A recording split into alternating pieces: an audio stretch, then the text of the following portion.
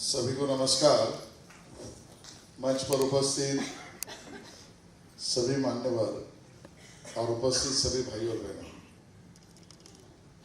ये बड़ा अच्छा लगता है कि रफी साहब के नाम से अवार्ड शुरू किया और उसके हर प्रोग्राम में बहुत सारे आप में से भाई बहन मुझे लगातार हर साल यहाँ मिलते हैं। रफी साहब का परिवार आज यहाँ पर उपस्थित है, मैं उनका बहुत स्वागत करना चाहता हूँ। और रफी साहब के नाम से जब ये अवार्ड शुरू किया तब से आप हमारे साथ हमारे इस कार्यक्रम में जुड़े रहे हैं। रफी साहब का नाम बहुत सारे कलाकारों को पहचान दे चुका है। बहुत सारे हीरोज हो, म्यूजिशियन हो, अरेंजर हो, म्यूजिक डायरेक्टर हो, म्यूजिशियन हो, लेकिन आज तक ये मौका उन सभी को मिला होगा, लेकिन ऐसा मौका किसी को नहीं मिला जो मुझे मिला। वो मैं आगे इसके लिए कह रहा हूं क्योंकि उन्होंने म्यूजिक डायरेक्टर खड़े किए, हीरो खड़े किए, म्यूजिशियन खड़े किए, लेकिन एक पॉलिटिशियन को भी पहचान देने का काम उनके गुजरने के बाद मुझे कई बार मैं जाता हूं तो सोचते हैं रफी अवार्ड वाले आशीष चला। दुनिया में भी एक आध दूसरा तो आदमी मिल ही जाता है, वो मुझे नहीं पहचानता है, वो रफी साहब की याद करता है। वो रफी साहब की आवाज, उन गानों को सुनते सुनते अपने जीवन को आगे बढ़ाता है, कभी खुशी में, कभी गम में, कभी चाहत में, कभी विरह में, कभी भगवान के साथ, कभी कव्वाली में, कभी आरती में, कभी भजन में, हर तरफ रफी साहब। और इसके लिए ऐसे उम्दा आवाज को, उम्दा व्यक्ति को, जितना आवाज उम्दा है उससे उनका चरित्र और जीवन भी बहुत शुद्ध रहा है। मुझे आज तक कोई व्यक्ति नहीं मिला इस मंच पर या बाहर भी कोई मिला, उसने कहा रफी साहब ने मेरे साथ कभी गलत बात की, ऊंची आवाज में बात की, ऐसा एक भी व्यक्ति आज तक नहीं दिखा। बहुत सारों ने तो ये भी कहा कि नजरें झुकाकर ही चलना और खड़े रहना, अदब से चलना, जीना, इस अदब को अपने जीवन का स्वर बना लिया था और उस अदब के साथ, उस स्वर के साथ उन्होंने संगीत किया है। ऐसा नहीं कि रफी साहब के जीवन में प्रतिकूल परिस्थितियां या संघर्ष नहीं है। जानकार कहते हैं कि ऊंचाई पर जाने के बाद भी रफी साहब को एक दौर ऐसा भी देखना पड़ेगा। आरजे गौरव इसके बारे में बोल सकते हैं, या परिवार के सदस्य बोल सकते हैं, बेटियां कह सकती है।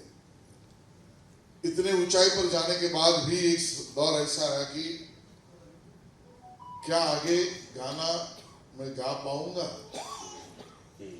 कोई गाना ऊंचाई वाला मुझे देगा।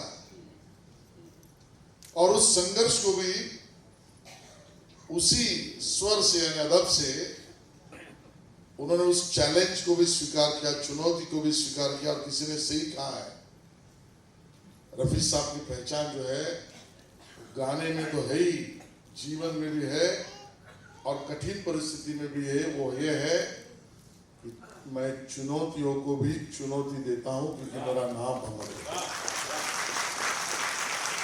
आज ये 19 साल हुए, आज 2 ऐसे व्यक्तियों को उसका पुरस्कार दिया जा रहा है। मैं धन्यवाद करता हूं विशेष रूप से, आपने सही कहा कि इस कार्यक्रम में उत्तरा केड़कर जी उन्होंने आना तय किया। मेरा निमंत्रण जरूर गया, मेरा उनका परिचय बहुत गहरा भी और पहले से, लेकिन आपने सुना होगा इतनी सुरीली आवाज, मुझे अच्छा नहीं लगता है, लेकिन मैं सिर्फ जानकारी के लिए कहता हूं। सरस्वती की पूजक और ईश्वरीय आशीर्वाद मिलने के बाद अपने उम्र में, जिसको कह सकते हैं लोग 75 के बाद कहाँ होते हैं, 80 के बाद कहाँ होते हैं, आज भी हमारे उत्तराखंड उसी सुरीली आवाज में गा रही है। और उनका जीवन भी वही रहा है। बड़े अच्छे सुखी परिवार से आने के बाद भी संगीत की पूजा, और हर कार्यक्रम में जब भी मिली उत्तराते बहुत ही नम्र हंसती हुई अपने समय पर अपने गानों को गीतों को करके यहाँ वहाँ अटकले कटकले न करते हुए अपने काम पर ही अंजाम देने वाली उत्तराते को हमने आज जीवन गौरव पुरस्कार दिया और आपने उसको स्वीकारा। मैं आपका अभिनंदन भी करता हूँ और धन्यवाद भी करता हूँ। ओपी नैयर साहब के बारे में नागपात ने बताया, हम सब जानते हैं 50 के दौर से, यानी देशभक्ति का भी रफी साहब का ही गाना लो तो इस गाने का कोई तोड़ नहीं। जो ओपी नैयर साहब ने संगीत दिया, रफी साहब ने गाया, हम सबको भी पता है ये देशद्रोह वीर जवानों का, बराबर है ना? ओपी नैयर साहब, सर पे टोपी लाल, ओपी नैयर साहब का, जो रफी साहब ने गाया।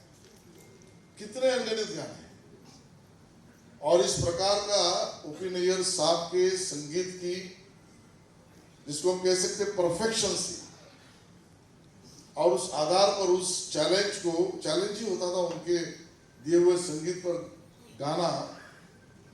बहुत सारे कलाकारों को उसका सौभाग्य मिला। आज नैयर साहब अपने बीच में नहीं है। मैं तो मानता हूं जन्म जन्मांतर का खेल होता है। नागपाते आप यहाँ पर है, जीवन मनुष्य का क्यों है, किस लिए, इसकी अपनी अपनी परिभाषा है। कोई किससे कब कैसे मिलता है ये भी विधि लिखित है। लेकिन नागपाते जो ओपी नैयर साहब को नहीं जानती थी,